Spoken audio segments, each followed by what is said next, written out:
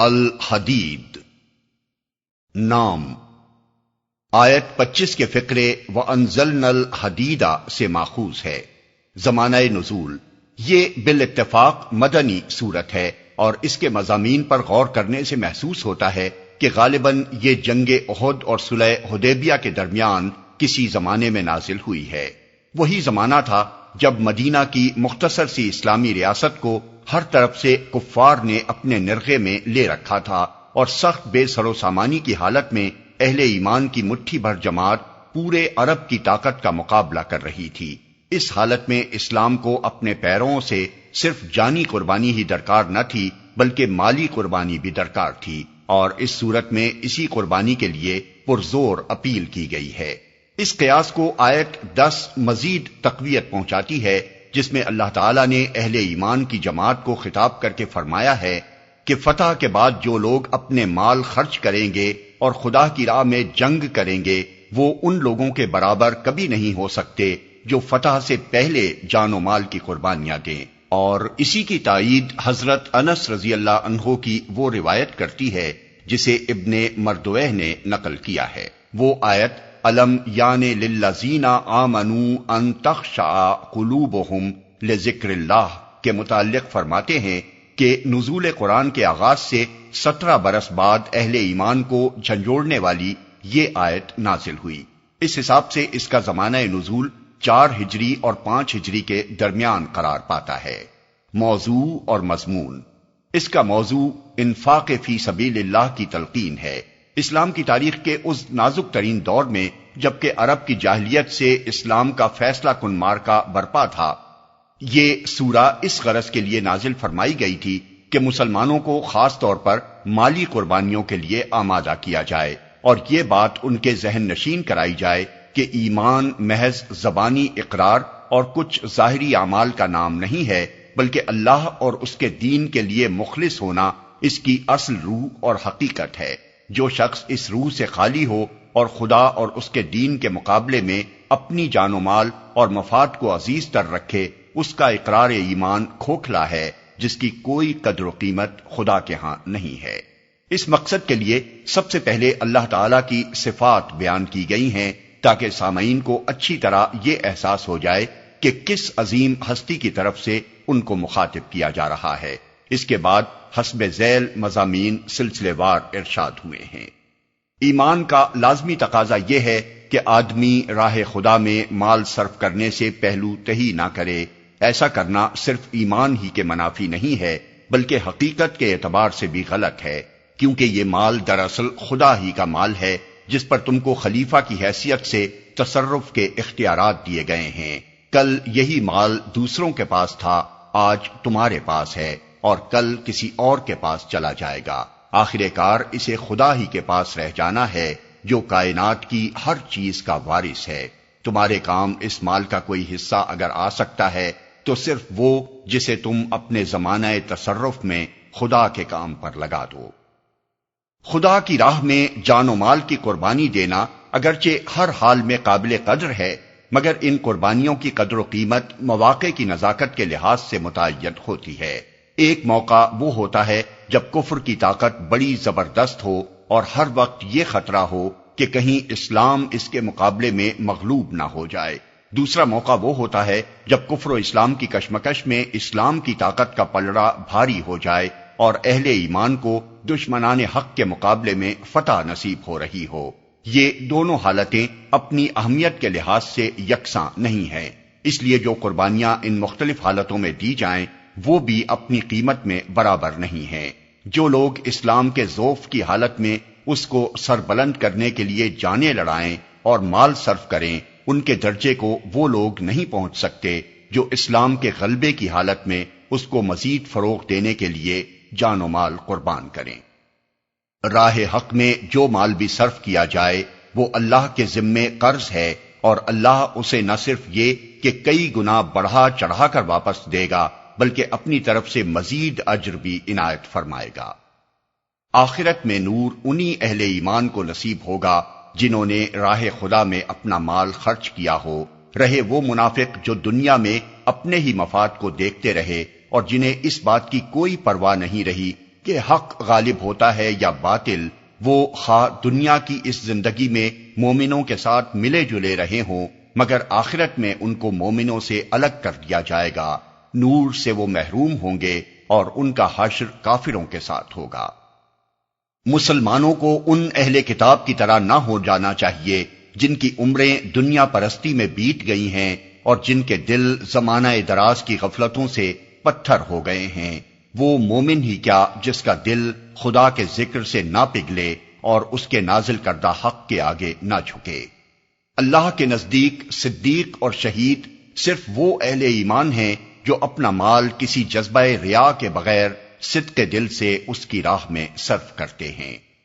دنیا کی زندگی محض چند روز کی بہار اور ایک متاع غرور ہے۔ یہاں کا کھیل کود، یہاں کی دلچسپیاں، یہاں کی آرائش و زیبائش، یہاں کی بڑائیوں پر فخر اور یہاں کا دھن دولت جس میں لوگ ایک دوسرے سے بڑھ جانے کی کوششیں کرتے ہیں، سب کچھ ناپائیدار ہے۔ اس کی مثال اس کھیتی کی سی ہے جو پہلے سرسبز ہوتی ہے، پھر زرد پڑ جاتی ہے اور آخر کار بھس بن کر رہ جاتی ہے۔ پائیدار زندگی دراصل آخرت کی زندگی ہے جہاں بڑے نتائج نکلنے والے ہیں۔ تمہیں ایک دوسرے سے آگے نکلنے کی کوشش کرنی ہے تو یہ کوشش جنت کی طرف دوڑنے میں صرف کرو۔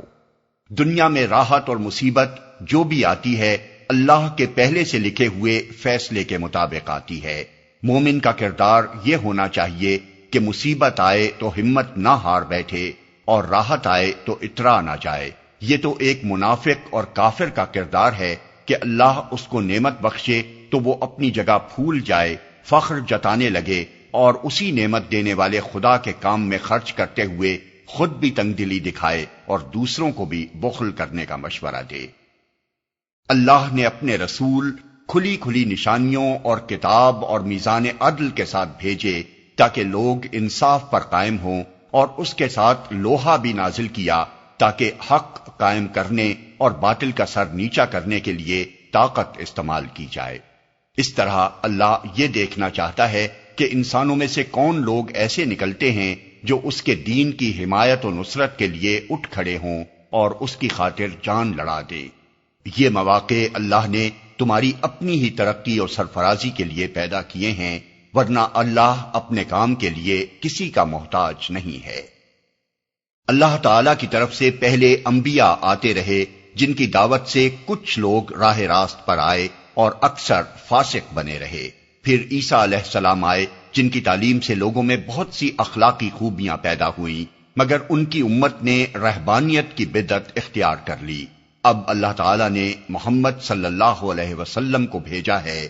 ان پر جو لوگ ایمان لائیں گے اور خدا سے ڈرتے ہوئے زندگی بسر کریں گے، اللہ ان کو اپنی رحمت کا دوہرا حصہ دے گا اور انہیں وہ نور بخشے گا جس سے دنیا کی زندگی میں وہ ہر قدم پر ٹیڑھے راستوں کے درمیان سیدھی راہ صاف دیکھ کر چل سکیں گے۔ اہل کتاب چاہے اپنے آپ کو اللہ کے فضل کا ٹھیکیدار سمجھتے رہیں، مگر اللہ کا فضل اس کے اپنے ہی ہاتھ میں ہے، اسے اختیار ہے جسے چاہے اپنے فضل سے نواز دے۔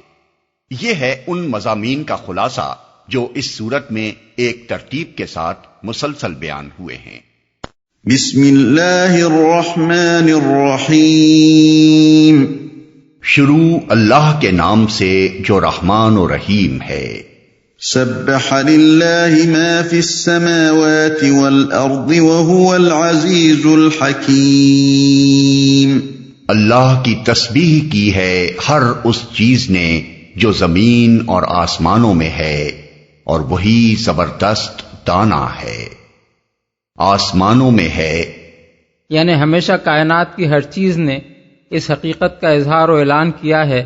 کہ اس کا خالق و پروردگار ہر عیب اور نقص اور کمزوری اور خطا اور برائی سے پاک ہے۔ اس کی ذات پاک ہے، اس کی صفات پاک ہیں، اس کے افعال پاک ہیں، اور اس کے احکام بھی، خواہ وہ تکوینی احکام ہوں یا شرعی، سراسر پاک ہیں۔ یہاں سبحہ صیغہ ماضی استعمال کیا گیا ہے، اور بعض دوسرے مقامات پر یسبحو صیغہ مضارع استعمال ہوا ہے جس میں حال اور مستقبل دونوں کا مفہوم شامل ہے۔ اس کے معنی یہ ہوئے کہ کائنات کا ذرہ ذرہ ہمیشہ اپنے خالق و رب کی پاکی بیان کرتا رہا ہے، آج بھی کر رہا ہے اور ہمیشہ کرتا رہے گا۔ زبردست دانا ہے۔ اصل الفاظ ہیں هو العزیز الحکیم۔ لفظ ہوا کو پہلے لانے سے خود بخود حصر کا مفہوم پیدا ہوتا ہے، یعنی بات صرف اتنی ہی نہیں ہے کہ وہ عزیز اور حکیم ہے،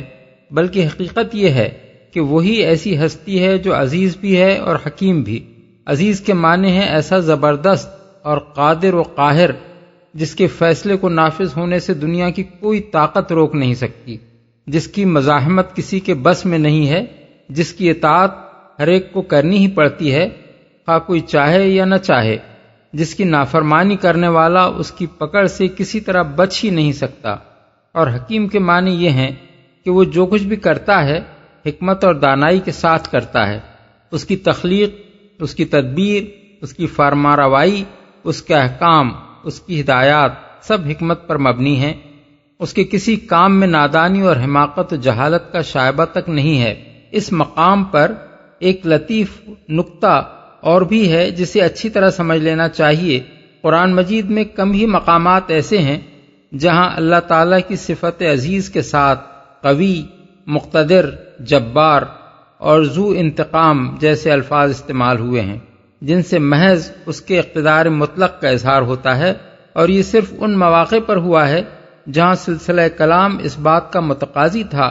کہ ظالموں اور نافرمانوں کو اللہ کی پکڑ سے ڈرایا جائے۔ اس طرح کے چند مقامات کو چھوڑ کر باقی جہاں بھی اللہ تعالیٰ کے لیے عزیز کا لفظ استعمال کیا گیا ہے وہاں اس کے ساتھ حکیم، علیم، رحیم، غفور، وہاب اور حمید میں سے کوئی لفظ ضرور لایا گیا ہے۔ اس کی وجہ یہ ہے کہ اگر کوئی ہستی ایسی ہو جسے بے پناہ طاقت حاصل ہو مگر اس کے ساتھ وہ نادان ہو،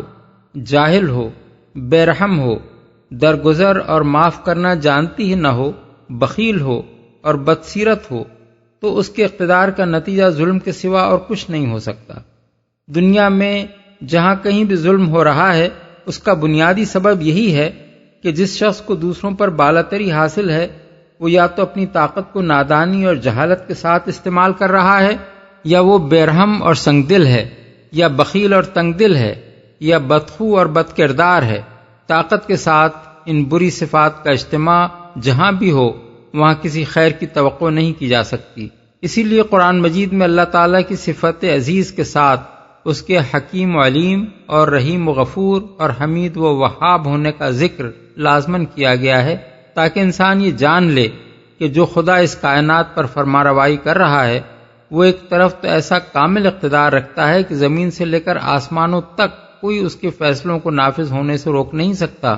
مگر دوسری طرف وہ حکیم بھی ہے، اس کا ہر فیصلہ سراسر دانائی پر مبنی ہوتا ہے، علیم بھی ہے، جو فیصلہ بھی کرتا ہے ٹھیک ٹھیک علم کے مطابق کرتا ہے، رحیم بھی ہے، اپنے بے پناہ اقتدار کو بے رحمی کے ساتھ استعمال نہیں کرتا، غفور بھی ہے، اپنے زیر دستوں کے ساتھ خردگیری کا نہیں بلکہ چشم پوشی و درگزر کا معاملہ کرتا ہے، وہاب بھی ہے، اپنی رعیت کے ساتھ بخیلی کا نہیں بلکہ بے انتہا فیاضی کا برتاؤ کر رہا ہے، اور حمید بھی ہے، تمام قابل تعریف صفات و کمالات اس کی ذات میں جمع ہیں۔ قرآن کے اس بیان کی پوری اہمیت وہ لوگ زیادہ اچھی طرح سمجھ سکتے ہیں جو حاکمیت یعنی ساورینٹی کے مسئلے پر فلسفہ سیاست اور فلسفہ قانون کی بحثوں سے واقف ہیں۔ حاکمیت نام ہی اس چیز کا ہے کہ صاحب حاکمیت غیر محدود اقتدار کا مالک ہو، کوئی داخلی و خارجی طاقت اس کے حکم اور فیصلے کو نفاذ سے روکنے یا اس کو بدلنے یا اس پر نظر ثانی کرنے والی نہ ہو، اور کسی کے لیے اس کی اطاعت کے سوا کوئی چارہ کار نہ ہو۔ اس غیر محدود اقتدار کا تصور کرتے ہی انسانی عقل لازماً یہ مطالبہ کرتی ہے کہ ایسا اقتدار جس کو بھی حاصل ہو اسے بعیب اور علم و حکمت میں کامل ہونا چاہیے، کیونکہ اگر اس اقتدار کا حامل نادان، جاہل، بے رحم اور بدخو ہو تو اس کی حاکمیت سراسر ظلم و فساد ہوگی۔ اسی لیے جن فلسفیوں نے کسی انسان یا انسانی ادارے یا انسانوں کے مجموعے کو حاکمیت کا حامل قرار دیا ہے ان کو یہ فرض کرنا پڑا ہے کہ وہ غلطی سے مبرہ ہوگا، مگر ظاہر ہے کہ نہ تو غیر محدود حاکمیت فی الواقع کسی انسانی اقتدار کو حاصل ہو سکتی ہے اور نہ یہی ممکن ہے کہ کسی بادشاہ یا پارلیمنٹ یا قوم یا پارٹی کو ایک محدود دائرے میں جو حاکمیت حاصل ہو اسے وہ بے عیب اور بے خطا طریقے سے استعمال کر سکے، اس لیے کہ ایسی حکمت جس میں نادانی کا شائبہ نہ ہو اور ایسا علم جو تمام متعلقہ حقائق پر حاوی ہو سرے سے پوری نوع انسانی ہی کو حاصل نہیں ہے، کجا کہ وہ انسانوں میں سے کسی شخص یا ادارے یا قوم کو نصیب ہو جائے۔ اور اسی طرح انسان جب تک انسان ہے اس کا خود غرضی، نفسانیت، خوف، لالچ، خواہشات، تعصب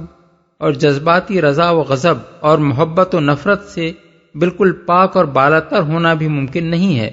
ان حقائق کو اگر کوئی شخص نگاہ میں رکھ کر غور کرے تو اسے محسوس ہوگا کہ قرآن اپنے اس بیان میں در حقیقت حاکمیت کا بالکل صحیح اور مکمل تصور پیش کر رہا ہے۔ وہ کہتا ہے کہ عزیز یعنی اقتدار مطلق کا حامل اس کائنات میں اللہ تعالیٰ کے سوا کوئی نہیں ہے، اور اس غیر محدود اقتدار کے ساتھ وہی ایک ہستی ایسی ہے جو بے عیب ہے، حکیم و علیم ہے، رحیم و غفور ہے اور حمید و وہاب ہے۔ له ملك السماوات والأرض يحيي ويميت وهو على كل شيء قدير۔ زمین اور آسمانوں کی سلطنت کا مالک وہی ہے، زندگی بخشتا ہے اور موت دیتا ہے اور ہر چیز پر قدرت رکھتا ہے۔ هو الأول والآخر والظاهر والباطن وهو بكل شيء عليم۔ وہی اول بھی ہے اور آخر بھی اور ظاہر بھی ہے اور مخفی بھی، اور وہ ہر چیز کا علم رکھتا ہے، مخفی بھی۔ یعنی جب کچھ نہ تھا تو وہ تھا، اور جب کچھ نہ رہے تو وہ رہے گا۔ وہ سب ظاہروں سے بڑھ کر ظاہر ہے، کیونکہ دنیا میں جو کچھ بھی ظہور ہے اسی کی صفات اور اسی کے افعال اور اسی کے نور کا ظہور ہے، اور وہ ہر مخفی سے بڑھ کر مخفی ہے، کیونکہ حواس سے اس کی ذات کو محسوس کرنا تو درکنار، عقل و فکر و خیال تک اس کی کن و حقیقت کو نہیں پا سکتے۔ اس کی بہترین تفسیر نبی صلی اللہ علیہ وسلم کی ایک دعا کے یہ الفاظ ہیں جنہیں امام احمد، مسلم، ترمذی اور بہقی نے حضرت ابو ہریرہ سے اور حافظ ابو یعلا موصلی نے اپنی مسند میں حضرت عائشہ سے نقل کیا ہے۔ انت الاول فلیس قبلک شیء وانت الآخر فلیس بعدک شیء وانت الظاہر فلیس فوقک شیء وانت الباطن فلیس دونک شیء۔ یعنی تو ہی پہلا ہے، کوئی تجھ سے پہلے نہیں، تو ہی آخر ہے، کوئی تیرے بعد نہیں، تو ہی ظاہر ہے، کوئی تجھ سے اوپر نہیں، تو ہی باطن ہے، کوئی تجھ سے مخفی تر نہیں۔ یہاں یہ سوال پیدا ہوتا ہے کہ قرآن مجید میں اہل جنت اور اہل دوزخ کے لیے خلود اور ابدی زندگی کا جو ذکر کیا گیا ہے، اس کے ساتھ یہ بات کیسے نبھ سکتی ہے کہ اللہ تعالیٰ آخر ہے، یعنی جب کچھ نہ رہے گا تو وہ رہے گا؟ اس کا جواب خود قرآن مجید ہی میں موجود ہے کہ کل شیء ہالک الا وجہہ، سورہ القصص آیت 88، یعنی ہر چیز فانی ہے اللہ کی ذات کے سوا۔ دوسرے الفاظ میں ذاتی بقا کسی مخلوق کے لیے نہیں ہے۔ اگر کوئی چیز باقی ہے یا باقی رہے تو اللہ کے باقی رکھنے ہی سے باقی ہے اور اس کے باقی رکھنے ہی سے باقی رہ سکتی ہے، ورنہ بذات خود اس کے سوا سب فانی ہیں۔ جنت اور دوزخ میں کسی کو خلود اس لیے نہیں ملے گا کہ وہ بجائے خود غیر فانی ہے، بلکہ اس لیے ملے گا کہ اللہ اس کو حیات ابدی عطا فرمائے گا۔ یہی معاملہ فرشتوں کا بھی ہے کہ وہ بذات خود غیر فانی نہیں ہیں، جب اللہ نے چاہا تو وہ وجود میں آئے، اور جب تک وہ چاہے اسی وقت تک وہ موجود رہ سکتے ہیں۔ هو الذي خلق السماوات والأرض في 6 أيام ثم استوى على العرش يعلم ما يلج في الأرض وما يخرج منها وما ينزل من السماء وما يعرج فيها وهو معكم أينما كنتم واللہ بما تعملون بصیر۔ وہی ہے جس نے آسمانوں اور زمین کو 6 دنوں میں پیدا کیا اور پھر عرش پر جلوہ فرما ہوا، اس کے علم میں ہے جو کچھ زمین میں جاتا ہے اور جو کچھ اس سے نکلتا ہے اور جو کچھ آسمان سے اترتا ہے اور جو کچھ اس میں چڑھتا ہے، وہ تمہارے ساتھ ہے جہاں بھی تم ہو، جو کام بھی تم کرتے ہو اسے وہ دیکھ رہا ہے۔ عرش پر جلوہ فرما ہوا، یعنی کائنات کا خالق بھی وہی ہے اور فرما روا بھی وہی۔ جو کچھ اس میں چڑھتا ہے، بالفاظ دیگر وہ محض کلیات ہی کا عالم نہیں ہے بلکہ جزیات کا علم بھی رکھتا ہے۔ ایک ایک دانہ جو زمین کی تہوں میں جاتا ہے، ایک ایک پتی اور کونپل جو زمین سے پھوٹتی ہے، بارش کا ایک ایک قطرہ جو آسمان سے گرتا ہے، اور بخارات کی ہر مقدار جو سمندروں اور جھیلوں سے اٹھ کر آسمان کی طرف جاتی ہے، اس کی نگاہ میں ہے۔ اس کو معلوم ہے کہ کون سا دانہ زمین میں کس جگہ پڑا ہے، تبھی تو وہ اسے پھاڑ کر اس میں سے کونپل نکالتا ہے اور اسے پرورش کر کے بڑھاتا ہے۔ اس کو معلوم ہے کہ بخارات کی کتنی کتنی مقدار کہاں کہاں سے اٹھتی ہے اور کہاں پہنچی ہے، تبھی تو وہ ان سب کو جمع کر کے بادل بناتا ہے اور زمین کے مختلف حصوں پر بانٹ کر ہر جگہ ایک حساب سے بارش برساتا ہے۔ اسی پر ان دوسری تمام چیزوں کی تفصیلات کو قیاس کیا جا سکتا ہے جو زمین میں جاتی اور اس سے نکلتی ہیں اور آسمان کی طرف چڑھتی اور اس سے نازل ہوتی ہیں۔ ان سب پر اللہ کا علم حاوی نہ ہو تو ہر چیز کی علیحدہ علیحدہ تدبیر اور ہر ایک کا انتہائی حکیمانہ طریقے سے انتظام کیسے ممکن ہے؟ جہاں بھی تم ہو، یعنی کسی جگہ بھی تم اس کے علم، اس کی قدرت، اس کی فرماروائی اور اس کی تدبیر و انتظام سے باہر نہیں ہو۔ زمین میں، ہوا میں، پانی میں یا کسی گوشہ تنہائی میں، جہاں بھی تم ہو، اللہ کو معلوم ہے کہ تم کہاں ہو۔ وہاں تمہارا زندہ ہونا بجائے خود اس کی علامت ہے کہ اللہ اسی جگہ تمہاری زندگی کا سامان کر رہا ہے۔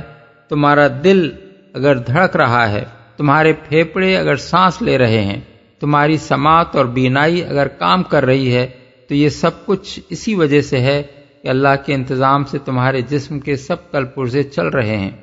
اور اگر کسی جگہ بھی تمہیں موت آتی ہے تو اسی وجہ سے آتی ہے کہ اللہ تعالیٰ کی طرف سے تمہارے بقا کا انتظام ختم کر کے تمہیں واپس بلا لینے کا فیصلہ کر دیا جاتا ہے۔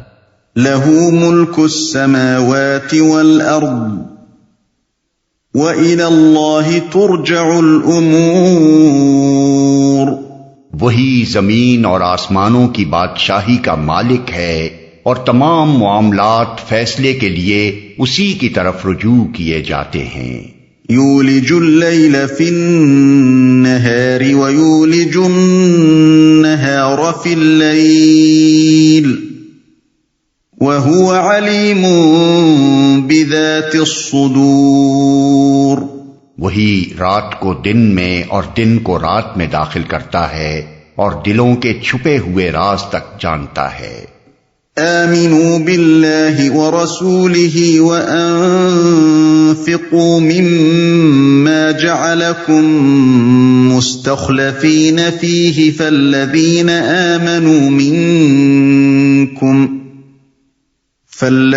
آمنوا منکم وانفقوا لهم اجر کبیر۔ ایمان لاؤ اللہ اور اس کے رسول پر اور خرچ کرو ان چیزوں میں سے جن پر اس نے تم کو خلیفہ بنایا ہے۔ جو لوگ تم میں سے ایمان لائیں گے اور مال خرچ کریں گے ان کے لیے بڑا اجر ہے۔ اس کے رسول پر یہ خطاب غیر مسلموں سے نہیں ہے بلکہ بات کی پوری تقریر یہ ظاہر کر رہی ہے کہ مخاطب وہ مسلمان ہیں جو کلمہ اسلام کا اقرار کر کے ایمان لانے والوں کے گروہ میں شامل ہو چکے تھے، مگر ایمان کے تقاضے پورے کرنے اور مومن کا ساتھ طرز عمل اختیار کرنے سے پہلو تہی کر رہے تھے۔ ظاہر ہے کہ غیر مسلموں کو ایمان کی دعوت دینے کے ساتھ ہی فوراً ان سے یہ نہیں کہا جا سکتا کہ جہاد فی سبیل اللہ کے مصارف میں دل کھول کر اپنا حصہ ادا کرو، اور نہ یہ کہا جا سکتا ہے کہ تم میں سے جو فتح سے پہلے جہاد اور انفاق فی سبیل اللہ کرے گا اس کا درجہ ان لوگوں سے بلندتر ہوگا جو بعد میں یہ خدمات انجام دیں گے۔ غیر مسلم کو دعوت ایمان دینے کی صورت میں تو پہلے اس کے سامنے ایمان کے ابتدائی تقاضے پیش کیے جاتے ہیں، نہ کہ انتہائی۔ اس لیے فحوائے کلام کے لحاظ سے یہاں آمنو باللہ و رسولہ کہنے کا مطلب یہ ہے کہ اے وہ لوگو جو ایمان کا دعویٰ کر کے مسلمانوں کے گروہ میں شامل ہو گئے ہو، اللہ اور اس کے رسول کو سچے دل سے مانو اور وہ طرز عمل اختیار کرو جو اخلاص کے ساتھ ایمان لانے والوں کو اختیار کرنا چاہیے۔ خرچ کرو۔ اس مقام پر خرچ کرنے سے مراد عام بھلائی کے کاموں میں خرچ کرنا نہیں ہے، بلکہ آیت نمبر 10 کے الفاظ صاف بتا رہے ہیں کہ یہاں اس سے مراد اس جد و جہد کے مصارف میں حصہ لینا ہے جو اس وقت کفر کے مقابلے میں اسلام کو سربلند کرنے کے لیے رسول اللہ صلی اللہ علیہ وسلم کی قیادت میں برپا تھی۔ خاص طور پر 2 ضرورتیں اس وقت ایسی تھیں جن کے لیے اسلامی حکومت کو مالی مدد کی سخت حاجت درپیش تھی، ایک جنگی ضروریات، دوسرے ان مظلوم مسلمانوں کو سہارا دینا جو کفار کے ظلم و ستم سے تنگ آ کر عرب کے ہر حصے سے ہجرت کر کے مدینے آئے تھے اور آ رہے تھے۔ مخلص اہل ایمان ان مصارف کو پورا کرنے کے لیے اپنی ذات پر اتنا بوجھ برداشت کر رہے تھے جو ان کی طاقت اور وسعت سے بہت زیادہ تھا، اور اسی چیز کی داد ان کو آگے کی آیات 10، 12، 18 اور 19 میں دی گئی ہے۔ لیکن مسلمانوں کے گروہ میں بکثرت اچھے خاصے کھاتے پیتے لوگ ایسے موجود تھے جو کفر و اسلام کی اس کشمکش کو محض تماشائی بن کر دیکھ رہے تھے، اور اس بات کا انہیں کوئی احساس نہ تھا کہ جس چیز پر ایمان لانے کا وہ دعویٰ کر رہے ہیں اس کے کچھ حقوق بھی ان کی جان و مال پر عائد ہوتے ہیں۔ یہی دوسری قسم کے لوگ اس آیت کے مخاطب ہیں۔ ان سے کہا جا رہا ہے کہ سچے مومن بنو اور اللہ کی راہ میں مال خرچ کرو۔ تم کو خلیفہ بنایا ہے۔ اس کے 2 مطلب ہیں اور دونوں ہی یہاں مراد بھی ہیں۔ ایک مطلب یہ ہے کہ جو مال تمہارے پاس ہے یہ دراصل تمہارا ذاتی مال نہیں بلکہ اللہ کا بخشا ہوا مال ہے، تم بذات خود اس کے مالک نہیں ہو، اللہ نے اپنے خلیفہ کی حیثیت سے یہ تمہارے تصرف میں دیا ہے، لہذا مال کے اصل مالک کی خدمت میں اسے صرف کرنے سے دریغ نہ کرو۔ نائب کا یہ کام نہیں ہے کہ مالک کے مال کو مالک ہی کے کام میں خرچ کرنے سے جی چرائے۔ دوسرا مطلب یہ ہے کہ یہ مال نہ ہمیشہ سے تمہارے پاس تھا نہ ہمیشہ تمہارے پاس رہنے والا ہے، کل یہ کچھ دوسرے لوگوں کے پاس تھا، پھر اللہ نے تم کو ان کا جانشین بنا کر اسے تمہارے حوالے کیا، پھر ایک وقت ایسا آئے گا جب یہ تمہارے پاس نہ رہے گا اور کچھ دوسرے لوگ اس پر تمہارے جانشین بن جائیں گے۔ اس عارضی جانشینی کی تھوڑی سی مدت میں جبکہ یہ تمہارے قبض و تصرف میں ہے اسے خدا کے کام میں خرچ کرو تاکہ آخرت میں اس کا مستقل اور دائمی اجر تمہیں حاصل ہو۔ یہی بات ہے جس کو نبی صلی اللہ علیہ وسلم نے ایک حدیث میں بیان فرمایا ہے۔ ترمذی کی روایت ہے کہ ایک مرتبہ آپ کے ہاں ایک بکری ذبح کر کے اس کا گوشت تقسیم کیا گیا۔ آپ گھر میں تشریف لائے تو پوچھا بکری میں سے کیا باقی رہا؟ حضرت عائشہ نے عرض کیا ما بقیا الا کتفھا، یعنی ایک شانے کے سوا کچھ نہیں بچا۔ فرمایا بقیا کلھا غیر کتفھا، یعنی ایک شانے کے سوا ساری بکری بچ گئی، یعنی جو کچھ خدا کی راہ میں صرف ہوا وہی دراصل باقی رہ گیا۔ ایک اور حدیث میں ہے کہ ایک شخص نے پوچھا یا رسول اللہ کس صدقے کا اجر سب سے زیادہ ہے؟ فرمایا ان تصدق وانت صحیح شحیح تخشى الفقر وتأمل الغنى ولا تمهل حتى اذا بلغت الحلقوم قلت لفلان كذا ولفلان كذا وقد كان لفلان، یہ کہ تو صدقہ کرے اس حال میں کہ تو صحیح و تندرست ہو، مال کی کمی کے باعث اسے بچا کر رکھنے کی ضرورت محسوس کرتا ہو اور اسے کسی کام میں لگا کر زیادہ کما لینے کی امید رکھتا ہو، اس وقت کا انتظار نہ کر جب جان نکلنے لگے تو تو کہے کہ یہ فلاں کو دیا جائے اور یہ فلاں کو، اس وقت تو یہ مال فلاں کو جانا ہی ہے۔ بخاری و مسلم۔ ایک اور حدیث میں ہے کہ حضور نے فرمایا یقول ابن آدم مالی مالی وہل لک من مالک الا ما اکلت فافنیت او لبست فابلیت او تصدقت فامضیت وما سوا ذالک فذاہب وتارکہ للناس، یعنی آدمی کہتا ہے میرا مال میرا مال، حالانکہ تیرے مال میں سے تیرا حصہ اس کے سوا کیا ہے جو تو نے کھا کر ختم کر دیا، یا پہن کر پرانا کر دیا، یا صدقہ کر کے آگے بھیج دیا۔ اس کے سوا جو کچھ بھی ہے وہ تیرے ہاتھ سے جانے والا ہے، اور تو اسے دوسروں کے لیے چھوڑ جانے والا ہے۔ مسلم۔ مال خرچ کریں گے۔ یہاں پھر جہاد میں مال خرچ کرنے کو ایمان کا لازمی تقاضا اور اخلاص فی الایمان کی ضروری علامت قرار دیا گیا ہے۔ بالفاظ دیگر گویا یہ فرمایا گیا ہے کہ حقیقی اور مخلص مومن وہی ہے جو ایسے موقع پر مال صرف کرنے سے جی نہ چرائے۔ وما لكم لا تؤمنون بالله والرسول يدعوكم لتؤمنوا بربكم وقد أخذ ميثاقكم إن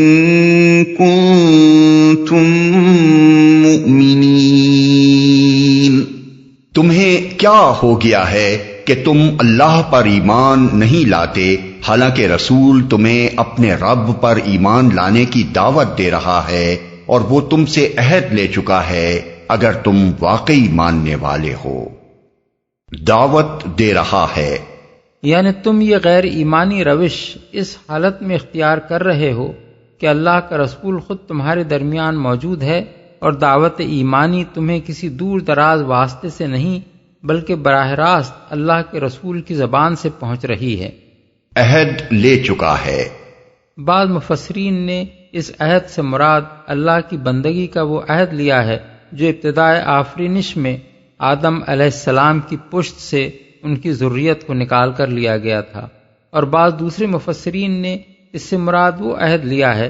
جو ہر انسان کی فطرت اور اس کی فطری عقل میں اللہ کی بندگی کے لیے موجود ہے، لیکن صحیح بات یہ ہے کہ اس سے مراد اللہ اور اس کے رسول کی اطاعت کا وہ شعوری عہد ہے جو ہر مسلمان ایمان لا کر اپنے رب سے باندھتا ہے۔ قرآن مجید میں ایک دوسری جگہ اس عہد کا ذکر ان الفاظ میں کیا گیا ہے، وَاذْكُرُوا نعمت اللہ علیکم ومیثاقہ الذی واثقکم بہ اذ قلتم سمعنا واطعنا واتقوا اللہ ان اللہ علیم بذات الصدور۔ سورہ المائدہ آیت 7۔ یعنی یاد رکھو اس نعمت کو جو اللہ نے تم کو عطا کی ہے، اور اس عہد و پیمان کو جو اللہ نے تم سے لیا ہے، جبکہ تم نے کہا ہم نے سنا اور اطاعت قبول کی، اور اللہ سے ڈرو، اللہ دلوں کا حال جانتا ہے۔ حدیث میں حضرت عبادہ بن صامت کی روایت ہے کہ بایعنا رسول اللہ صلی اللہ علیہ وسلم علی السمع والطاعۃ فی النشاط والکسل وعلی النفقۃ فی العسر والیسر وعلی الامر بالمعروف والنہی عن المنکر وعلی ان نقول فی اللہ تعالی ولا نخاف لومۃ لائم۔ یعنی رسول اللہ صلی اللہ علیہ وسلم نے ہم سے اس بات پر بیعت لی تھی کہ ہم چستی اور سستی ہر حال میں سم و طاعت پر قائم رہیں گے، خوشحالی اور تنگحالی دونوں حالتوں میں راہ خدا پر خرچ کریں گے، نیکی کا حکم دیں گے اور بدی سے منع کریں گے، اللہ کی خاطر حق بات کہیں گے، اور اس معاملے میں کسی ملامت کرنے والے کی ملامت سے نہ ڈریں گے۔ مسند احمد۔ هو الذي ينزل على عبده آيات بينات ليخرجكم من الظلمات إلى النور وَإِنَّ اللَّهَ بِكُمْ لَرَؤُوفٌ رَحِيمٌ۔ وہ اللہ ہی تو ہے جو اپنے بندے پر صاف صاف آیتیں نازل کر رہا ہے تاکہ تمہیں تاریکیوں سے نکال کر روشنی میں لے آئے، اور حقیقت یہ ہے کہ اللہ تم پر نہایت شفیق اور مہربان ہے۔ وَمَا لَكُمْ أَلَّا تُنفِقُوا فِي سَبِيلِ اللَّهِ وَلِلَّهِ مِيرَاثُ السَّمَاوَاتِ وَالْأَرْضِ لَا يَسْتَوِي مِنكُم مَّنْ أَنفَقَ مِن قَبْلِ الْفَتْحِ وَقَاتَلَ أُولَٰئِكَ أولئك أعظم درجة من الذين أنفقوا من بعد وقاتلوا وكلا وعد الله الحسنى واللہ بما تعملون خبیر۔ آخر کیا وجہ ہے کہ تم اللہ کی راہ میں خرچ نہیں کرتے، حالانکہ زمین اور آسمانوں کی میراث اللہ ہی کے لیے ہے؟ تم میں سے جو لوگ فتح کے بعد خرچ اور جہاد کریں گے وہ کبھی ان لوگوں کے برابر نہیں ہو سکتے جنہوں نے فتح سے پہلے خرچ اور جہاد کیا ہے۔ ان کا درجہ بعد میں خرچ اور جہاد کرنے والوں سے بڑھ کر ہے، اگرچہ اللہ نے دونوں ہی سے اچھے وعدے فرمائے ہیں۔ جو کچھ تم کرتے ہو اللہ اس سے باخبر ہے۔ میراث اللہ ہی کے لیے ہے۔ اس کے دو مطلب ہیں، ایک یہ کہ یہ مال تمہارے پاس ہمیشہ رہنے والا نہیں ہے، ایک دن تمہیں لازماً اسے چھوڑ کر ہی جانا ہے، اور اللہ ہی اس کا وارث ہونے والا ہے۔ پھر کیوں نہ اپنی زندگی میں سے اپنے ہاتھ سے اللہ کی راہ میں خرچ کر دو تاکہ اللہ کے ہاں اس کا اجر تمہارے لیے ثابت ہو جائے۔ نہ خرچ کرو گے تب بھی یہ اللہ ہی کے پاس واپس جا کر رہے گا، البتہ فرق یہ ہوگا کہ اس پر تم کسی اجر کے مستحق نہ ہوگے۔ دوسرا مطلب یہ ہے کہ اللہ کی راہ میں مال خرچ کرتے ہوئے تم کو کسی فقر اور تنگ دستی کا اندیشہ لاحق نہ ہونا چاہیے، کیونکہ جس خدا کی خاطر تم اسے خرچ کرو گے وہ زمین و آسمان کے سارے خزانوں کا مالک ہے۔ اس کے پاس تمہیں دینے کو بس اتنا ہی کچھ نہ تھا جو اس نے آج تمہیں دے رکھا ہے، بلکہ کل وہ تمہیں اس سے بہت زیادہ دے سکتا ہے۔ یہی بات ایک دوسری جگہ اس طرح فرمائی گئی ہے، قل ان ربی یبسط الرزق لمن یشاء من عبادہ ویقدر لہ وما انفقتم من شیء فہو یخلفہ وَهُوَ خَيْرُ الرَّازِقِينَ، سورہ سبا آیت 39۔ یعنی اے نبی ان سے کہو کہ میرا رب اپنے بندوں میں سے جس کے لیے چاہتا ہے رزق کشادہ کرتا ہے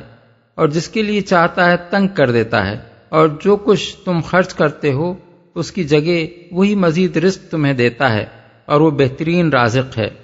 اچھے وعدے فرمائے ہیں، یعنی اجر کے مستحق تو دونوں ہی ہیں، لیکن ایک گروہ کا رتبہ دوسرے گروہ سے لازماً بلندتر ہے، کیونکہ اس نے زیادہ سخت حالات میں اللہ تعالیٰ کی خاطر وہ خطرات مول لیے جو دوسرے گروہ کو درپیش نہ تھے۔ اس نے ایسی حالت میں مال خرچ کیا جب دور دور کہیں یہ امکان نظر نہ آتا تھا کہ کبھی فتوحات سے اس خرچ کی تلافی ہو جائے گی، اور اس نے ایسے نازک دور میں کفار سے جنگ کی جب ہر وقت یہ اندیشہ تھا کہ دشمن غالب آ کر اسلام کا نام لینے والوں کو پیس ڈالیں گے۔ مفسرین میں سے مجاہد، قتادہ اور زید بن اسلم کہتے ہیں کہ اس آیت میں جس چیز کے لیے لفظ فتح استعمال کیا گیا ہے اس کا اطلاق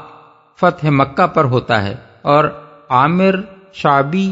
کہتے ہیں کہ اس سے مراد صلح حدیبیہ ہے۔ پہلے قول کو اکثر مفسرین نے اختیار کیا ہے،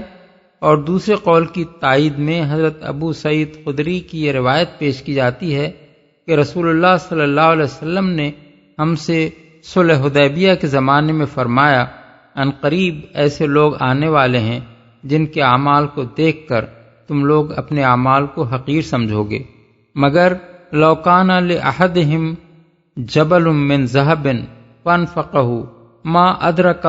مدا احدکم ولا نصیفہ، یعنی ان میں سے کسی کے پاس پہاڑ برابر بھی سونا ہو اور وہ سارا کا سارا خدا کی راہ میں خرچ کر دے تو وہ تمہارے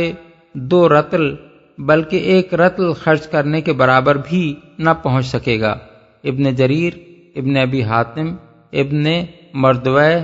ابو نعیم اصفہانی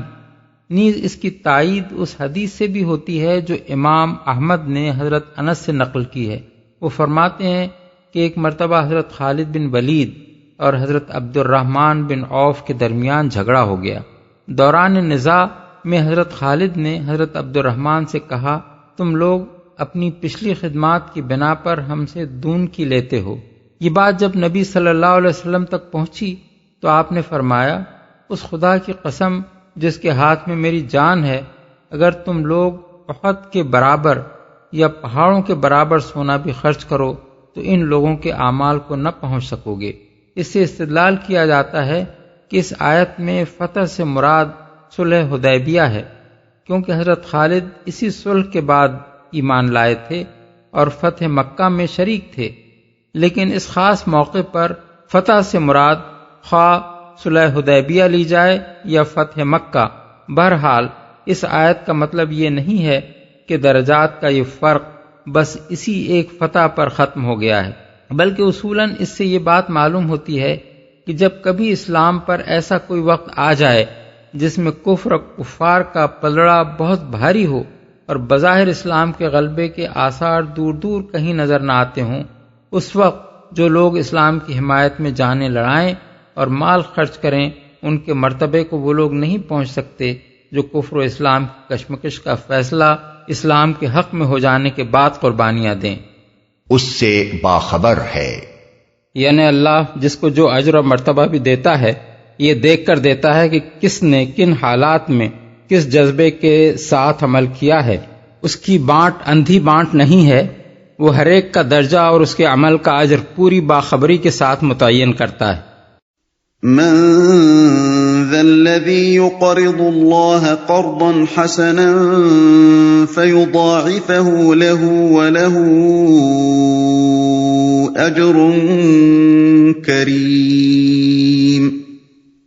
يوم ترى المؤمنين والمؤمنات يسعى نورهم بين أيديهم وبأيمانهم بشراكم اليوم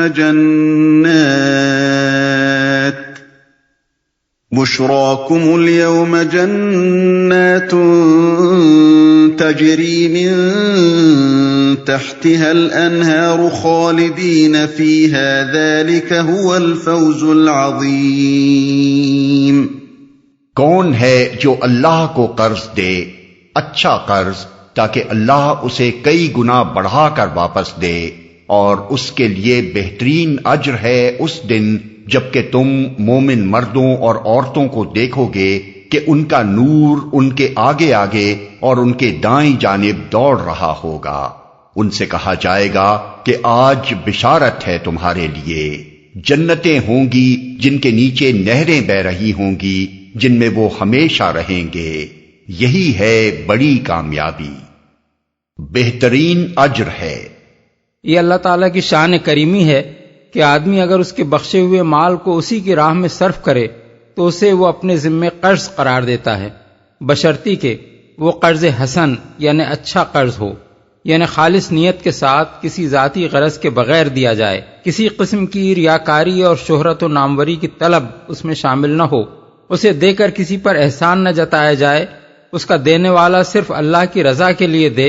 اور اس کے سوا کسی کے اجر اور کسی کی خوشنودی پر نگاہ نہ رکھے۔ اس قرض کے متعلق اللہ کے دو وعدے ہیں، ایک یہ کہ وہ اس کو کئی گنا بڑھا چڑھا کر واپس دے گا، دوسرے یہ کہ وہ اس پر اپنی طرف سے بہترین اجر بھی عطا فرمائے گا۔ حدیث میں حضرت عبداللہ بن مسعود کی روایت ہے کہ جب یہ آیت نازل ہوئی اور حضور کی زبان مبارک سے لوگوں نے اس کو سنا تو حضرت ابو الدہداء انصاری نے عرض کیا، یا رسول اللہ، کیا اللہ تعالی ہم سے قرض چاہتا ہے؟ حضور نے جواب دیا، ہاں اے ابو الدہداء۔ انہوں نے کہا، ذرا اپنا ہاتھ مجھے دکھائیے۔ آپ نے اپنا ہاتھ ان کی طرف بڑھا دیا، انہوں نے آپ کا ہاتھ اپنے ہاتھ میں لے کر کہا، میں نے اپنے رب کو اپنا باغ قرض دے دیا۔ حضرت عبداللہ بن مسعود فرماتے ہیں کہ اس باغ میں کھجور کے 600 درخت تھے، اسی میں ان کا گھر تھا، وہیں ان کے بال بچے رہتے تھے۔ رسول اللہ صلی اللہ علیہ وسلم سے یہ بات کر کے وہ سیدھے گھر پہنچے اور بیوی کو پکار کر کہا، دہدہ کی ماں نکل آؤ، میں نے یہ باغ اپنے رب کو قرض دے دیا ہے۔ وہ بولیں، تم نے نفع کا سودا کیا دہدہ کے باپ، اور اسی وقت اپنا سامان اور اپنے بچے لے کر باغ سے نکل گئیں۔ ابن ابی حاتم۔ اس واقعے سے اندازہ ہوتا ہے کہ مخلص اہل ایمان کا طرز عمل اس وقت کیا تھا، اور اسی سے یہ بات بھی سمجھ میں آ سکتی ہے کہ وہ کیسا قرض حسن ہے جسے کئی گنا بڑھا کر واپس دینے اور پھر اوپر سے اجر کریم عطا کرنے کا اللہ تعالیٰ نے وعدہ فرمایا ہے۔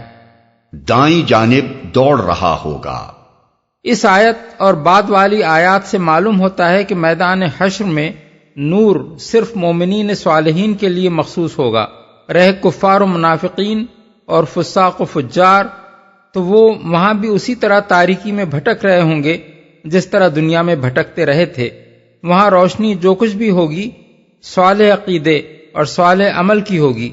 ایمان کی صداقت اور سیرت و کردار کی پاکیزگی ہی نور میں تبدیل ہو جائے گی، جس سے نیک بندوں کی شخصیت جگمگا اٹھے گی. جس شخص کا عمل جتنا تابندہ ہوگا اس کے وجود کی روشنی اتنی ہی زیادہ تیز ہوگی، اور جب وہ میدان حشر سے جنت کی طرف چلے گا تو اس کا نور اس کے آگے آگے دوڑ رہا ہوگا. اس کی بہترین تشریح قتادہ کی وہ مرسل روایت ہے جس میں وہ کہتے ہیں کہ رسول اللہ صلی اللہ علیہ وسلم نے فرمایا، کسی کا نور اتنا تیز ہوگا کہ مدینے سے عدن تک کی مسافت کے برابر فاصلے تک پہنچ رہا ہوگا، اور کسی کا نور مدینے سے صنعاء تک، اور کسی کا اس سے کم، یہاں تک کہ کوئی مومن ایسا بھی ہوگا جس کا نور اس کے قدموں سے آگے نہ بڑھے گا. ابن جریر. بالفاظ دیگر، جس کی ذات سے دنیا میں جتنی بھلائی پھیلی ہوگی اس کا نور اتنا ہی تیز ہوگا، اور جہاں جہاں تک دنیا میں اس کی بھلائی پہنچی ہوگی میدان حشر میں اتنی ہی مسافت تک اس کے نور کی شعاعیں دوڑ رہی ہوں گی. یہاں ایک سوال آدمی کے ذہن میں کھٹک پیدا کر سکتا ہے، وہ یہ کہ آگے آگے نور کا دوڑنا تو سمجھ میں آتا ہے، مگر نور کا صرف دائیں جانب دوڑنا کیا معنی؟ کیا ان کے بائیں جانب تاریکی ہوگی؟ اس کا جواب یہ ہے کہ اگر ایک شخص اپنے دائیں ہاتھ پر روشنی لیے چل رہا ہو تو اس سے روشن تو بائیں جانب بھی ہوگی، مگر امر واقعہ یہی ہوگا کہ روشنی اس کے دائیں ہاتھ پر ہے. اس بات کی وضاحت نبی صلی اللہ علیہ وسلم کی وہ حدیث کرتی ہے جسے حضرت ابو ذر اور ابو الدرداء نے روایت کیا ہے. آپ نے فرمایا، عارفہم بنورہم الذی یسعی بین ایدیہم وعن ایمانہم وعن شمائلہم، یعنی میں اپنی امت کے صالحین کو وہاں ان کے اس نور سے پہچانوں گا جو ان کے آگے اور ان کے دائیں اور بائیں دوڑ رہا ہوگا. حاکم، ابن ابی حاتم، ابن مردویہ. يوم يقول المنافقون والمنافقات للذين آمنوا انظرونا نقتبس من نوركم قيل ارجعوا وراءكم فالتمسوا نورا فضرب بينهم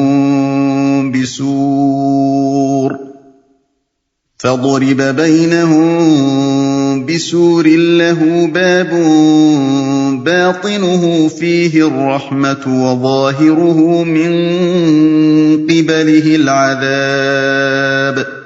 اس روز منافق مردوں اور عورتوں کا حال یہ ہوگا کہ وہ مومنوں سے کہیں گے، ذرا ہماری طرف دیکھو تاکہ ہم تمہارے نور سے کچھ فائدہ اٹھائیں، مگر ان سے کہا جائے گا پیچھے ہٹ جاؤ، اپنا نور کہیں اور تلاش کرو. پھر ان کے درمیان ایک دیوار حائل کر دی جائے گی جس میں ایک دروازہ ہوگا، اس دروازے کے اندر رحمت ہوگی اور باہر عذاب. کچھ فائدہ اٹھائیں. مطلب یہ ہے کہ اہل ایمان جب جنت کی طرف جا رہے ہوں گے تو روشنی ان کے آگے ہوگی اور پیچھے منافقین اندھیرے میں ٹھوکریں کھا رہے ہوں گے. اس وقت وہ ان اہل ایمان کو جو دنیا میں ان کے ساتھ ایک ہی مسلم معاشرے میں رہتے تھے پکار کر کہیں گے کہ ذرا ہماری طرف پلٹ کر دیکھو تاکہ ہمیں بھی کچھ روشنی مل جائے. اور باہر عذاب. اس کا مطلب یہ ہے کہ اہل جنت اس دروازے سے جنت میں داخل ہو جائیں گے اور دروازہ بند کر دیا جائے گا. دروازے کے ایک طرف جنت کی نعمتیں ہوں گی اور دوسری طرف دوزخ کا عذاب. منافقین کے لیے اس حد فاصل کو پار کرنا ممکن نہ ہوگا جو ان کے اور جنت کے درمیان حائل ہوگی. ينادونهم ألم نكن معكم قالوا بلى ولكنكم فتنتم أنفسكم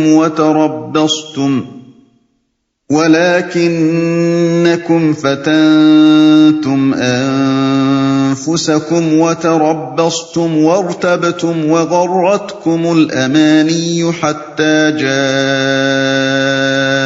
جَاءَ أَمْرُ اللَّهِ وَغَرَّكُم بِاللَّهِ الْغَرُورُ فَالْيَوْمَ لَا يُؤْخَذُ مِنكُمْ فِدْيَةٌ وَلَا مِنَ الَّذِينَ كَفَرُوا مَأْوَاكُمُ النَّارُ هِيَ مَوْلَاكُمْ وَبِئْسَ الْمَصِيرُ وہ مومنوں سے پکار پکار کر کہیں گے کیا ہم تمہارے ساتھ نہ تھے؟ مومن جواب دیں گے ہاں، مگر تم نے اپنے آپ کو خود فتنے میں ڈالا، موقع پرستی کی شک میں پڑے رہے اور جھوٹی توقعات تمہیں فریب دیتی رہیں یہاں تک کہ اللہ کا فیصلہ آ گیا، اور آخر وقت تک وہ بڑا دھوکے باز تمہیں اللہ کے معاملے میں دھوکہ دیتا رہا۔ لہذا آج نہ تم سے کوئی فدیہ قبول کیا جائے گا اور نہ ان لوگوں سے جنہوں نے کھلا کھلا کفر کیا تھا۔ تمہارا ٹھکانہ جہنم ہے، وہی تمہاری خبرگیری کرنے والی ہے، اور یہ بدترین انجام ہے۔ ہم تمہارے ساتھ نہ تھے، یعنی کیا ہم تمہارے ساتھ ایک ہی مسلم معاشرے میں شامل نہ تھے؟ کیا ہم کلمہ گو نہ تھے؟ کیا تمہاری طرح ہم بھی نمازیں نہ پڑھتے تھے، روزے نہ رکھتے تھے، حج اور زکوٰۃ ادا نہ کرتے تھے؟ کیا تمہاری مجلسوں میں ہم شریک نہ ہوتے تھے؟ تمہارے ساتھ ہمارے شادی بیاہ اور رشتہ داری کے تعلقات نہ تھے؟ پھر آج ہمارے اور تمہارے درمیان یہ جدائی کیسی پڑ گئی؟ خود فتنے میں ڈالا، یعنی مسلمان ہو کر بھی تم مخلص مسلمان نہ بنے، ایمان اور کفر کے درمیان لٹکتے رہے، کفر و کفار سے تمہاری دلچسپیاں کبھی ختم نہ ہوئیں، اور اسلام سے تم نے کبھی اپنے آپ کو پوری طرح وابستہ نہ کیا۔ موقع پرستی کی اصل الفاظ ہیں تربصتم۔ تربص عربی زبان میں انتظار کرنے اور موقع کی تلاش میں ٹھہرے رہنے کو کہتے ہیں۔ جب کوئی شخص دو راستوں میں سے کسی ایک پر جانے کا قطعی فیصلہ نہ کرے بلکہ اس فکر میں کھڑا ہو کہ جدھر جانا مفید ہوتا نظر آئے اسی طرف چل پڑے تو کہا جائے گا کہ وہ تربص میں مبتلا ہے۔ منافقین نے کفر و اسلام کی کشمکش کے اس نازک دور میں یہی رویہ اختیار کر رکھا تھا۔ وہ نہ کھل کر کفر کا ساتھ دے رہے تھے، نہ پورے اطمینان کے ساتھ اپنی طاقت اسلام کی نصرت و حمایت میں صرف کر رہے تھے، بس اپنی جگہ بیٹھے یہ دیکھ رہے تھے کہ اس قوت آزمائی میں آخر کار پلڑا کدھر جھکتا ہے، تاکہ اسلام کامیاب ہوتا نظر آئے تو اس کی طرف جھک جائیں، اور اس وقت مسلمانوں کے ساتھ کلمہ گوئی کا تعلق ان کے کام آئے، اور کفر کو غلبہ حاصل ہو تو اس کے حامیوں سے جا ملیں، اور اسلام کی طرف سے جنگ میں کسی قسم کا حصہ نہ لینا اس وقت ان کے حق میں مفید ثابت ہو۔ شک میں پڑے رہے، اس سے مراد مختلف قسم کے شکوک ہیں جو ایک منافق کو لاحق ہوتے ہیں، اور وہی اس کی منافقت کا اصل سبب ہوا کرتے ہیں۔ اسے خدا کی ہستی میں شک ہوتا ہے، رسول کی رسالت میں شک ہوتا ہے، قرآن کے کتاب اللہ ہونے میں شک ہوتا ہے، آخرت اور وہاں کی باز پرس اور جزا و سزا میں شک ہوتا ہے، اور اس امر میں شک ہوتا ہے کہ حق اور باطل کا یہ جھگڑا واقعی کوئی حقیقت بھی رکھتا ہے یا یہ سب محض ڈھکوسلے ہیں، اور اصل چیز بس یہ ہے کہ خوشباش دمے کے زندگانی این است۔ کوئی شخص جب تک ان شکوک میں مبتلا نہ ہو وہ کبھی منافق نہیں ہو سکتا۔ اللہ کا فیصلہ آ گیا، اس کے دو معنی ہو سکتے ہیں، ایک یہ کہ تم کو موت آ گئی اور مرتے دم تک تم اس فریب سے نہ نکلے، دوسرے یہ کہ اسلام کو غلبہ نصیب ہو گیا اور تم تماشا دیکھتے رہ گئے۔ وہ بڑا دھوکے باز مراد ہے شیطان، کھلا کھلا کفر کیا تھا۔ یہاں اس امر کی تصریح ہے کہ آخرت میں منافق کا انجام وہی ہوگا جو کافر کا ہوگا۔ خبرگیری کرنے والی ہے، اصل الفاظ ہیں ہیا مولاکم، یعنی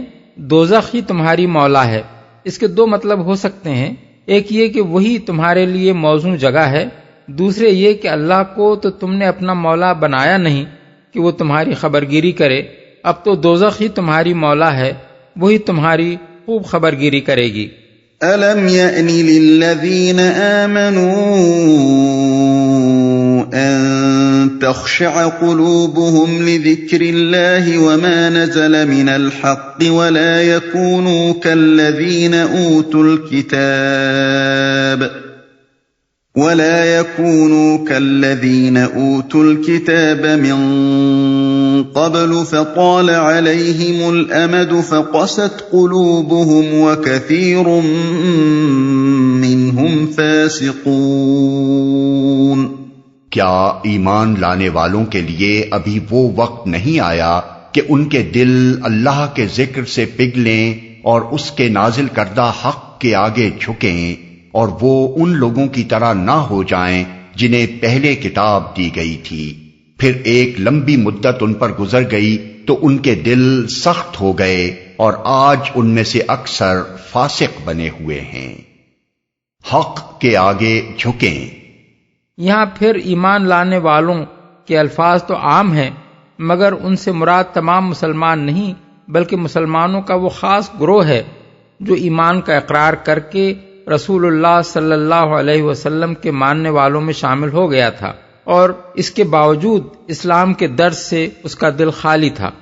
آنکھوں سے دیکھ رہا تھا کہ کفر کی تمام طاقتیں اسلام کو مٹا دینے پر تلی ہوئی ہیں، چاروں طرف سے انہوں نے اہل ایمان کی مٹھی بھر جماعت پر نرغہ کر رکھا ہے۔ عرب کی سرزمین میں جگہ جگہ مسلمان تختہ مشق ستم بنائے جا رہے ہیں، ملک کے گوشے گوشے سے مظلوم مسلمان سخت بے سر و سامانی کی حالت میں پناہ لینے کے لیے مدینے کی طرف بھاگے چلے آ رہے ہیں۔ مخلص مسلمانوں کی کمر ان مظلوموں کو سہارا دیتے دیتے ٹوٹی جا رہی ہے، اور دشمنوں کے مقابلے میں بھی یہی مخلص مومن سربکف ہیں، مگر یہ سب کچھ دیکھ کر بھی ایمان کا دعویٰ کرنے والا یہ گروہ ٹس سے مس نہیں ہو رہا تھا۔ اس پر ان لوگوں کو شرم دلائی جا رہی ہے کہ تم کیسے ایمان لانے والے ہو؟ اسلام کے لیے حالات نزاکت کی اس حد کو پہنچ چکے ہیں، کیا اب بھی وہ وقت نہیں آیا کہ اللہ کا ذکر سن کر تمہارے دل پگھلیں اور اس کے دین کے لیے تمہارے دلوں میں ایثار و قربانی اور سرفروشی کا جذبہ پیدا ہو؟ کیا ایمان لانے والے ایسے ہی ہوتے ہیں کہ اللہ کے دین پر برا وقت آئے اور وہ اس کی ذرا سی ٹیس بھی اپنے دل میں محسوس نہ کریں؟ اللہ کے نام پر انہیں پکارا جائے اور وہ اپنی جگہ سے ہلیں تک نہیں۔ اللہ اپنی نازل کردہ کتاب میں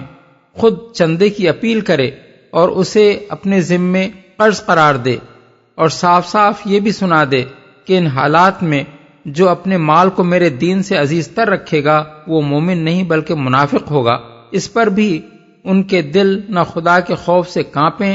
نہ اس کے حکم کے آگے جھکیں۔ فاسق بنے ہوئے ہیں، یعنی یہود و نصارہ تو اپنے انبیاء کے سینکڑوں برس بعد آج تمہیں اس بے حسی اور روح کی مردنی اور اخلاق کی پستی میں مبتلا نظر آ رہے ہیں۔ کیا تم اتنے گئے گزرے ہو کہ ابھی رسول تمہارے سامنے موجود ہے، خدا کی کتاب نازل ہو رہی ہے، تمہیں ایمان لائے کچھ زیادہ زمانہ بھی نہیں گزرا ہے، اور ابھی سے تمہارا حال وہ ہو رہا ہے جو صدیوں تک خدا کے دین اور اس کی آیات سے کھیلتے رہنے کے بعد یہود و نصارہ کا ہوا ہے۔ اعلموا ان اللہ یحیی الارض بعد موتها قد بینا لکم الآیات لعلکم تعقلون۔ خوب جان لو کہ اللہ زمین کو اس کی موت کے بعد زندگی بخشتا ہے، ہم نے نشانیاں تم کو صاف صاف دکھا دی ہیں، شاید کہ تم عقل سے کام لو۔ یہاں جس مناسبت سے یہ بات ارشاد ہوئی ہے اس کو اچھی طرح سمجھ لینا چاہیے۔ قرآن مجید میں متعدد مقامات پر نبوت اور کتاب کے نزول کو بارش کی برکات سے تشبیہ دی گئی ہے، کیونکہ انسانیت پر اس کے وہی اثرات مترتب ہوتے ہیں جو زمین پر بارش کے ہوا کرتے ہیں۔ جس طرح مردہ پڑی ہوئی زمین باران رحمت کا ایک چھینٹا پڑتے ہی لہلہا اٹھتی ہے،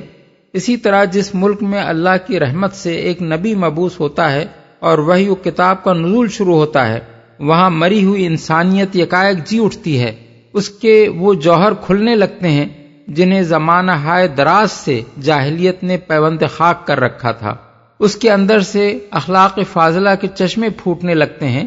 اور خیرات و حسنات کے گلزار لہلہانے لگتے ہیں۔ اس حقیقت کی طرف جس غرض کے لیے یہاں اشارہ کیا گیا ہے وہ یہ ہے کہ ضعیف الایمان مسلمانوں کی آنکھیں کھلیں اور وہ اپنی حالت پر غور کریں، نبوت اور وحی کے باران رحمت سے انسانیت جس شان سے از سر نو زندہ ہو رہی تھی اور جس طرح اس کا دامن برکات سے مالا مال ہو رہا تھا، وہ ان کے لیے کوئی دور کی داستان نہ تھی۔ وہ خود اپنی آنکھوں سے صحابہ کرام کے پاکیزہ معاشرے میں اس کا مشاہدہ کر رہے تھے، رات دن اس کا تجربہ ان کو ہو رہا تھا۔ جاہلیت بھی اپنے تمام مفاسد کے ساتھ ان کے سامنے موجود تھی، اور اسلام سے پیدا ہونے والے محاسن بھی ان کے مقابلے میں اپنی پوری بہار دکھا رہے تھے۔ اس لیے ان کو تفصیل کے ساتھ یہ باتیں بتانے کی کوئی حاجت نہ تھی، بس یہ اشارہ کر دینا کافی تھا کہ مردہ زمین کو اللہ اپنے باران رحمت سے کس طرح زندگی بخشتا ہے۔ اس کی نشانیاں تم کو صاف صاف دکھا دی گئی ہیں۔ اب تم خود عقل سے کام لے کر اپنی حالت پر غور کر لو کہ اس نعمت سے تم کیا فائدہ اٹھا رہے ہو۔ ان المصدقین والمصدقات واقرضوا اللہ قرضا حسنا یضاعف لهم ولهم اجر کریم۔ مردوں اور عورتوں میں سے جو لوگ صدقات دینے والے ہیں اور جنہوں نے اللہ کو قرض حسن دیا ہے، ان کو یقیناً کئی گنا بڑھا کر دیا جائے گا اور ان کے لیے بہترین اجر ہے۔ صدقات، صدقہ اردو زبان میں تو بہت ہی برے معنوں میں بولا جاتا ہے، مگر اسلام کی اصطلاح میں یہ اس عطیے کو کہتے ہیں جو سچے دل اور خالص نیت کے ساتھ محض اللہ کی خوشنودی کے لیے دیا جائے، جس میں کوئی ریاکاری نہ ہو، کسی پر احسان نہ جتایا جائے، دینے والا صرف اس لیے دے کہ وہ اپنے رب کے لیے عبودیت کا سچا جذبہ رکھتا ہے۔ یہ لفظ صدق سے ماخوذ ہے، اس لیے صداقت عین اس کی حقیقت میں شامل ہے۔ کوئی عطیہ اور کوئی صرف مال اس وقت تک صدقہ نہیں ہو سکتا جب تک اس کی تہ میں انفاق فی سبیل اللہ کا خالص اور بے کھوٹ جذبہ موجود نہ ہو۔ والذین آمنوا باللہ ورسلہ اولئک هم الصدیقون والشہداء عند ربهم لهم اجرهم ونورهم والذین کفروا وکذبوا بآیاتنا اولئک اصحاب الجحیم۔ اور جو لوگ اللہ اور اس کے رسولوں پر ایمان لائے ہیں وہی اپنے رب کے نزدیک صدیق اور شہید ہیں، ان کے لیے ان کا اجر اور ان کا نور ہے، اور جن لوگوں نے کفر کیا ہے اور ہماری آیات کو جھٹلایا ہے وہ دوزخی ہیں۔ رسولوں پر ایمان لائے ہیں، یہاں ایمان لانے والوں سے مراد وہ صادق الایمان لوگ ہیں جن کا طرز عمل جھوٹے مدعیان ایمان اور ضعیف الایمان لوگوں سے بالکل مختلف تھا، جو اس وقت ایک دوسرے سے بڑھ کر مالی قربانیاں دے رہے تھے اور اللہ کے دین کی خاطر جانیں لڑا رہے تھے۔ صدیق، یہ صدق کا مبالغہ ہے، صادق سچا اور صدیق نہایت سچا، مگر یہ بات اچھی طرح سمجھ لینی چاہیے کہ صدق محض سچے اور مطابق حقیقت قول کو نہیں کہتے، بلکہ اس کا اطلاق صرف اس قول پر ہوتا ہے جو بجائے خود بھی سچا ہو اور جس کا قائل بھی سچے دل سے اس حقیقت کو مانتا ہو جسے وہ زبان سے کہہ رہا ہے۔ مثلا ایک شخص اگر کہے کہ محمد صلی اللہ علیہ وسلم اللہ کے رسول ہیں تو یہ بات بجائے خود عین حقیقت کے مطابق ہے، کیونکہ آپ واقعی اللہ کے رسول ہیں، لیکن وہ شخص اپنے اس قول میں صادق صرف اسی وقت کہا جائے گا جبکہ اس کا اپنا عقیدہ بھی یہی ہو کہ آپ اللہ کے رسول ہیں۔ لہذا صدق کے لیے ضروری ہے کہ قول کی مطابقت حقیقت کے ساتھ بھی ہو اور قائل کے ضمیر کے ساتھ بھی۔ اسی طرح صدق کے مفہوم میں وفا اور خلوص اور عملی راست بازی بھی شامل ہے۔ صادق الوعد یعنی وعدے کا سچا اس شخص کو کہیں گے جو عملاً اپنا وعدہ پورا کرتا ہو اور کبھی اس کی خلاف ورزی نہ کرتا ہو۔ صدیق سچا دوست اسی کو کہا جائے گا جس نے آزمائش کے مواقع پر دوستی کا حق ادا کیا ہو اور کبھی آدمی کو اس سے بے وفائی کا تجربہ نہ ہوا ہو۔ جنگ میں صادق فی القتال یعنی سچا سپاہی صرف وہی شخص کہلائے گا جو جان توڑ کر لڑا ہو اور جس نے اپنے عمل سے اپنی بہادری ثابت کر دی ہو۔ پس صدق کی حقیقت میں یہ بات بھی شامل ہے کہ قائل کا عمل اس کے قول سے مطابقت رکھتا ہو۔ قول کے خلاف عمل کرنے والا صادق قرار نہیں دیا جا سکتا۔ اسی بنا پر تو آپ اس شخص کو جھوٹا واعظ کہتے ہیں جو کہے کچھ اور کرے کچھ۔ اب غور کرنا چاہیے کہ یہ تعریف جب صدق اور صادق کی ہے تو مبالغے کے صیغے میں کسی کو صدیق کہنے کا کیا مطلب ہوگا؟ اس کے معنی لازماً ایسے راست باز آدمی کے ہیں جس میں کوئی کھوٹ نہ ہو، جو کبھی حق اور راستی سے نہ ہٹا ہو، جس سے یہ توقع ہی نہ کی جا سکتی ہو کہ وہ کبھی اپنے ضمیر کے خلاف کوئی بات کہے گا، جس نے کسی بات کو مانا ہو تو پورے خلوص کے ساتھ مانا ہو، اس کی وفاداری کا حق ادا کیا ہو اور اپنے عمل سے ثابت کر دیا ہو کہ وہ فی الواقع ویسا ہی ماننے والا ہے جیسا کہ ایک ماننے والے کو ہونا چاہیے۔ شہید۔ اس آیت کی تفسیر میں اکابر مفسرین کے درمیان اختلاف ہے۔ ابن عباس، مسروق، ضحاک، مقاتل بن حیان وغیرہ کہتے ہیں کہ اولئک هم الصدیقون پر ایک جملہ ختم ہو گیا، اس کے بعد والشہداء عند ربہم لہم اجرہم ونورہم ایک الگ مستقل جملہ ہے۔ اس تفسیر کے لحاظ سے آیت کا ترجمہ یہ ہوگا کہ جو لوگ اللہ اور اس کے رسولوں پر ایمان لائے ہیں وہی صدیق ہیں، اور شہداء کے لیے ان کے رب کے ہاں ان کا اجر اور ان کا نور ہے۔ بخلاف اس کے مجاہد اور متعدد دوسرے مفسرین اس پوری عبارت کو ایک ہی جملہ مانتے ہیں، اور ان کی تفسیر کے لحاظ سے ترجمہ وہ ہوگا جو اوپر ہم نے متن میں کیا ہے۔ دونوں تفسیروں میں اختلاف کی وجہ یہ ہے کہ پہلے گروہ نے شہید کو مقتول فی سبیل اللہ کے معنی میں لیا ہے، اور یہ دیکھ کر کہ ہر مومن اس معنی میں شہید نہیں ہوتا، انہوں نے وَالشُّهَدَاءُ عِندَ رَبِّهِمْ کو ایک الگ جملہ قرار دے دیا ہے۔ مگر دوسرا گروہ شہید کو مقتول فی سبیل اللہ کے معنی میں نہیں بلکہ حق کی گواہی دینے والے کے معنی میں لیتا ہے، اور اس لحاظ سے ہر مومن شہید ہے۔ ہمارے نزدیک یہی دوسری تفسیر قابل ترجیح ہے، اور قرآن و حدیث سے اس کی تائید ہوتی ہے۔ قرآن مجید میں ارشاد ہوا ہے وَكَذَلِكَ جَعَلْنَاكُمْ أُمَّةً وَسَطًا لِتَكُونُوا شُهَدَاءَ عَلَى النَّاسِ وَيَكُونَ الرَّسُولُ عَلَيْكُمْ شَهِيدًا، سورہ البقرہ آیت 143۔ یعنی اور اسی طرح ہم نے تم کو ایک متوسط امت بنایا ہے تاکہ تم لوگوں پر گواہ ہو اور رسول تم پر گواہ ہو۔ هُوَ سَمَّاكُمُ الْمُسْلِمِينَ مِنْ قَبْلُ وَفِي هَذَا لِيَكُونَ الرَّسُولُ شَهِيدًا عَلَيْكُمْ وَتَكُونُوا شُهَدَاءَ عَلَى النَّاسِ، سورہ الحج آیت 78۔ یعنی اللہ نے پہلے بھی تمہارا نام مسلم رکھا تھا، اور اس قرآن میں بھی تمہارا یہی نام ہے تاکہ رسول تم پر گواہ ہو اور تم لوگوں پر گواہ۔ حدیث میں حضرت برا بن عازب کی روایت ہے کہ رسول اللہ صلی اللہ علیہ وسلم کو انہوں نے یہ فرماتے سنا مؤمن امتی شہداء، یعنی میری امت کے مومن شہید ہیں۔ پھر حضور نے سورہ حدید کی یہی آیت تلاوت فرمائی۔ ابن جریر ابن مردوین نے اسی معنی میں حضرت ابو الدرداء سے یہ روایت نقل کی ہے کہ رسول اللہ صلی اللہ علیہ وسلم نے فرمایا من فر بدینہ من ارض مخافت الفتنۃ علی نفسہ ودینہ کتب عند اللہ صدیقا فاذا مات قبضہ اللہ شہیدا